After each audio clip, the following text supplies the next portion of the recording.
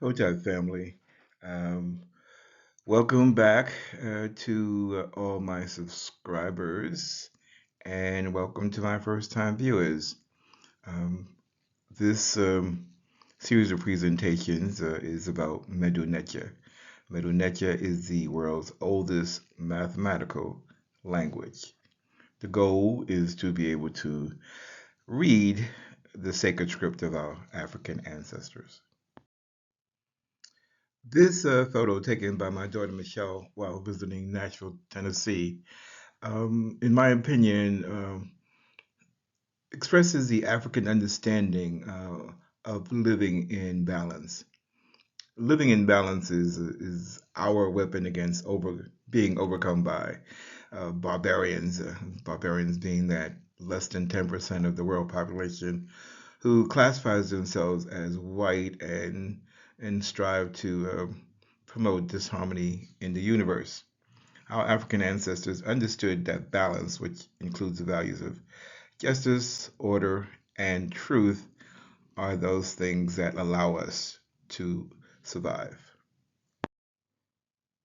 So Africans living along the Nile Valley created the language that we identify as Mdw Ntr in order to represent the idea of balance, order, truth, and justice. And it was represented by an African woman wearing an ostrich plume in her headband. I had a request by students to provide opportunities to write the Mdw Ntr in these presentations.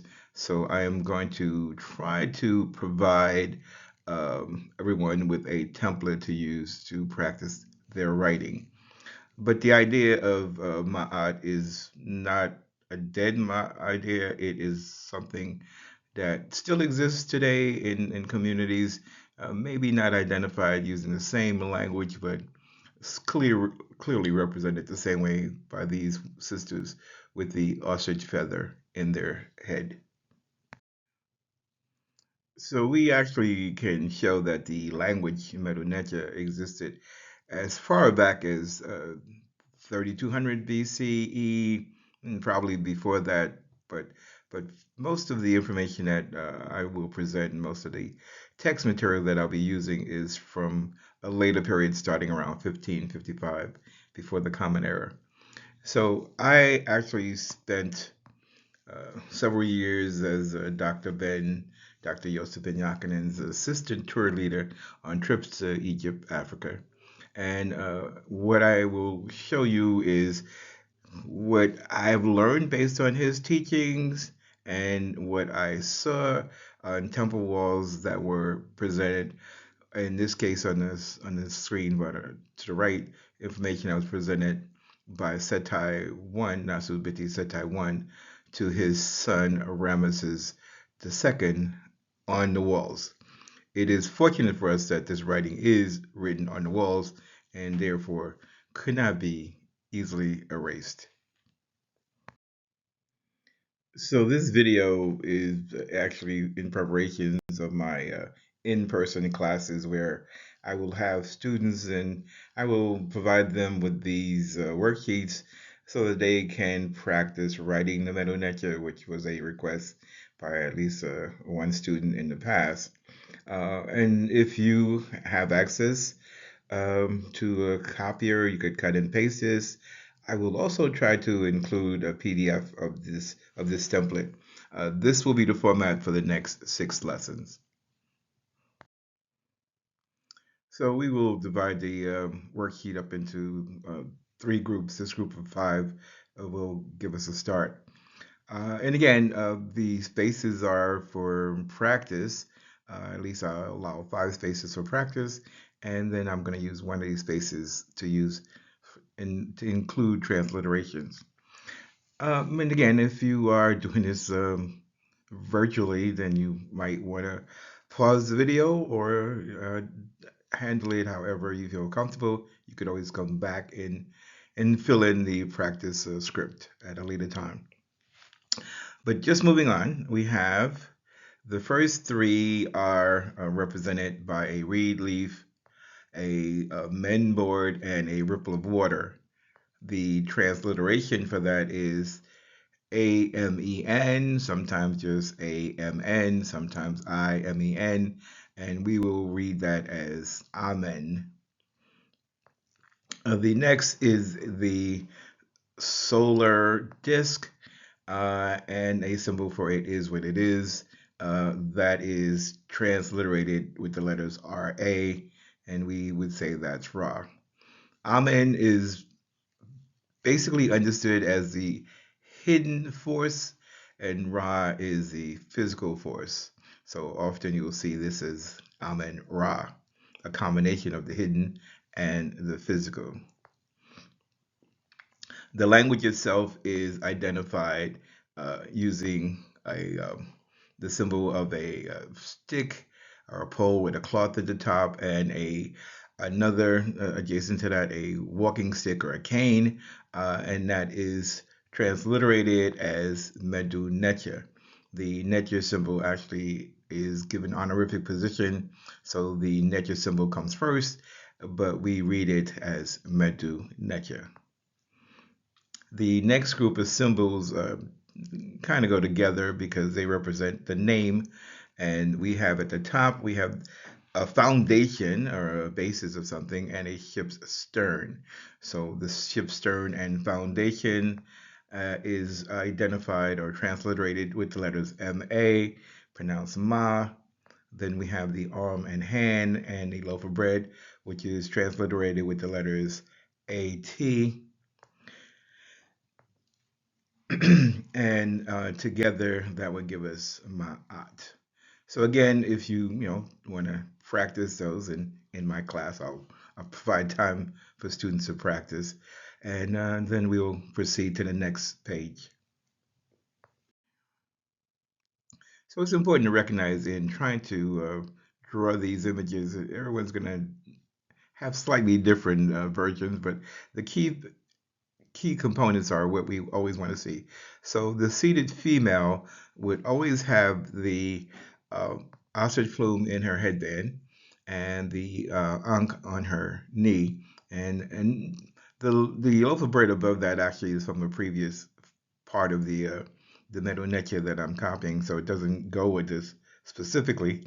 This is Ma'at, right? And she is Ma'at even if we see nothing else. It's transliterated as Ma'at. We tend to put the break in between, the apostrophe in between the at. The next symbol is the pintail duck. The pintail duck, again, the key is the beak, somewhat of a tail, but definitely the beak. If you have the beak there, you have a pintail duck. And the pintail duck, in this case, is followed by the solar disk, but I was just really focusing on the pintail duck here. And the transliteration of the pintail duck is technically just Sa, but I know that there is a loaf of bread below that, so when we read it, it's going to be Sat. So without the loaf of bread is Sa, with the loaf of bread is Sat. Next, we have the twisted flax, the cup, and the loaf of bread. The twisted flax and the loaf of bread are what we consider phonetic complements. They do not need to be there. The cup by itself is transliterated H and T. Again, the twisted flax represents the H, and the loaf of bread is a T, so we get hint for that. Then we have the side profile of a man, almost always with a beard. I think 99 to 100% of the time with a beard. As I drew it, I forgot to put the beard on it, but it's the idea that we're trying to write. That is transliterated with the letters T-P-Y and pronounced tepi. Then we have the front profile of a man, front profile in this case, does have a loaf of bread below it, and that is transliterated with the letters HRT, and we would say that's Hert. So this final section of the worksheet is identified as tongues of land, the top tongue of land, and the one on the right is a tongue of land. The one to the far left, I think, represents the numerical value 1, similar to what we would have called the Roman numeral 1. Usually we just see the 2 tongues of land, and they are transliterated as T-A-W-Y, Taui. Then we have the reed leaf again, and in this case, the quail chick, also called the uchik. The uchik, the characterizations of the uchik is it has a larger body than head and a little wing and usually long legs. And the uchik and the reed leaf is transliterated with the letters I-W, sometimes A-W, depends. I use the IW and I would transliterate it as IW. And then next we have these 4 symbols really kind of go together because we have the jar stool, the mouth, and loaf of bread. Well, the jar stool by itself is transliterated as GRT, with the mouth and the loaf of bread being the phonetic complements. And that is to say that I could have a jar stool all by itself, and I would transliterate it GRT. It is considered what we call a triliteral. And again, I repeat, the mouth and the loaf of bread are helpful symbols because they remind us that that is GRT, and therefore we call those the R and the T phonetic complements. And last, we have the what looks like 3 mountains, and it is a determinative, which tells me that this GRT, the Garrett, is referring to lands. Okay, so this is one example where we see the goddess Ma'at and what goes on with that principle of balance and justice and order and truth. And as we look across the bottom of this scene from right to left, we see Ma'at. And it's hard to tell what she's done because we're not seeing the full scene, but to her, as we keep moving from right to left, we can see the scales, and we see, if we look carefully, on one side of the scales, we see a heart. On the other side of the scales, we see the ostrich plume, again, which represents Ma'at. In between, we see there's Heru attending to the heart and to the fulcrum, and we see Impu is attending to Ma'at, or the part which represents truth. And then moving again towards the left, there is Jehudi, who is recording the results, and there's actually a lot of other things that I won't go into here because the focus is on Ma'at. But after Jehudi makes the recording, that is presented to Usir or Aser, who's seated on the throne, and that's again a really brief representation of what's happening in this scene. Again, I have done stuff on Ma'at and other slides, but I just want to put the idea of balance back into place. So now we want to look briefly at what did the people who, by today's definition, could justly be called illegal aliens who invaded the African Nile Valley. What did they do with these ideas? Some of these people we call Greeks and Romans, and what they did is they kind of replaced the images of Ma'at. Well, they still kept a woman, but they added their own coloration, and then they also added a sword. So Greeks and Romans have their modifications, I guess we might say plagiarisms of this idea, and then they renamed it, which is something that Greeks love to do, rename things. And then we also have further down the road, we have the French. Again, same idea, a woman with scales, but in this case, she has a sword still. And then we have the Brutish, again, with the scales and the sword, again, a female. And finally, we have the the United States of America, using the same idea, again, copying from our ancestors, a woman representing truth. But we don't have the same moral implications for these 5 images. Okay, but let's get back to the real deal, the original image of truth, balance, order, and justice. If focusing in on this, the top part now that you've hopefully practiced some of these symbols and maybe have a better understanding, we see here we see the platform, which again, I consider it's a foundation, and below that we have the stern of a ship. So the foundation and the stern of a ship, and we have the arm and a hand and a loaf of bread. And so we would transliterate that as Ma'at, right? Ma'at. And below that, we actually see the representation of the goddess Ma'at. So we know above her is her name, and to just reinforce that that's what we're talking about, we have her image written below that. And then right in front of the feather, we have the twisted flax, the cup, and the loaf of bread. And again, that is transliterated HNT, pronounced hent. And then to the right of the feather, we have the forward profile and the side profiles and the loaf of bread, and we have that is transliterated as Tepi. And then we have the tongues of lands and the symbol that I believe represents the number one, which could be the first tongues of land. And then we have the ripple of water. I don't think I put a ripple of water in there for you to practice, but ripple of water is translated with the letter N. And then we have the reed leaf with the uchik, and that's iui.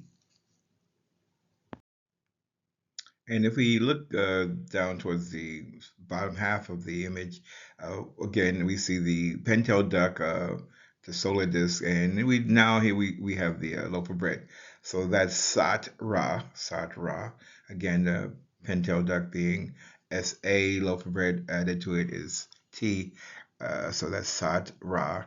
A great image of the goddess Ma'at, and to the right of her, again we go back to the reed leaf, the chick, and then we have the jar stool, the mouth, loaf of bread, and the determinative that tells us that we're talking about a land.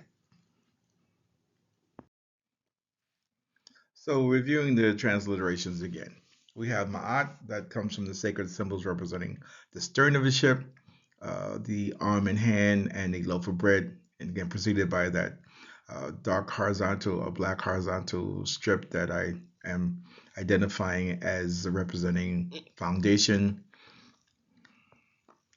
We have the transliteration Sat Ra, which comes from the sacred symbols represented by a pintail duck and a loaf of bread, and the solar disk following that.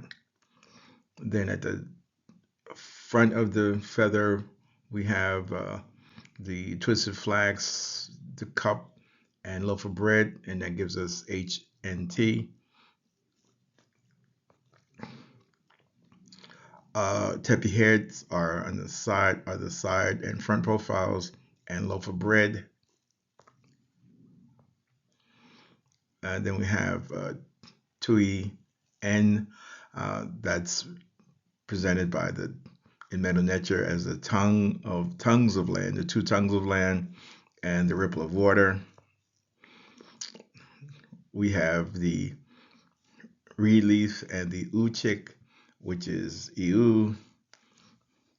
We have the jar stool, the mouth, the loaf of bread, where again the mouth and loaf of bread are phonetic complements, and that gives us GRT. And the determinative at the end tells us that the Garrett refers to that's determinative. Okay, so now if we want to try to translate this sacred language into this secular language, so from Mdw Ntr into what we would call English, we get Ma'at, which translates as Ma'at. Sat Ra. Now, Sat Ra would translate as daughter of Ra. Sat Ra, meaning daughter of Ra. Sa Ra is son of Ra. Hent.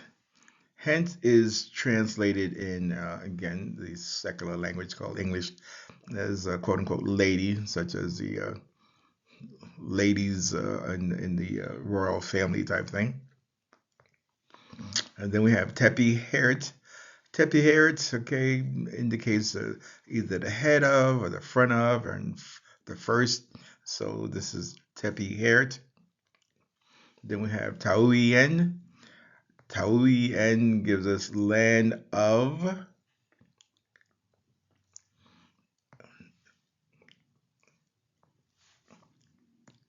Ui is, and Gert is ancient lands. So I would personally translate this image as Ma'at, or in English, Ma'at, daughter of Ra, first lady of the ancient lands. Or Ma'at, daughter of Ra, is the first lady of the ancient lands. So when our ancestors wanted us to understand what the idea of balance represented in terms of justice, order, truth, they wrote it in stone and they symbolized the idea using an African woman. And writing it in stone in Mdw Ntr allows it to stand the test of time. So our challenge now is to be able to go back and learn how to read this. So I personally would just want to be able to read it as is and not translate. So what this says to me is Ma'at Satra, Hent Tepi Hert, Ta Ui Nu Gert.